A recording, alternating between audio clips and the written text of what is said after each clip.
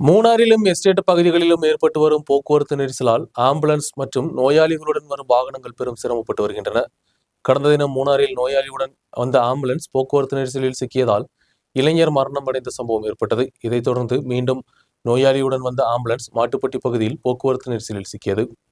மூணார் பகுதியில் போக்குவரத்து நெரிசல் கடந்த சில தினங்களாக அதிகரித்து வருகிறது. மூணாரின் முக்கிய சுற்றுலா மையங்களான மாட்டுப்பட்டி, ராஜமலை, மூணார் டவுன் உட்பட உள்ள பல இடங்களிலும் போக்குவரத்து நெரிசல் அதிகரித்து வருகிறது. போக்குவரத்து நெரிசலால் வாகன ஓட்டுநர்களும் சுற்றுலா பயணிகளும் உட்பட சிரமப்பட்டு வருகின்றனர். மூணாரில் வசிக்கக்கூடிய சாதாரண பொதுமக்களுக்கும் இது பெரும் துயரத்தை ஏற்படுத்தி வருகிறது. அவசர காலகட்டங்களில் மூணாருக்கு சென்று வர முடியாத நிலை ஏற்பட்டுள்ளது. மூணார் மாட்டுப்பட்டி அருகே நோயாளி ஏற்றி வந்த ஆம்புலன்ஸ் பல மணி நேரம் போக்குவரத்து நெரிசலில் சிக்கிக் கொண்டது.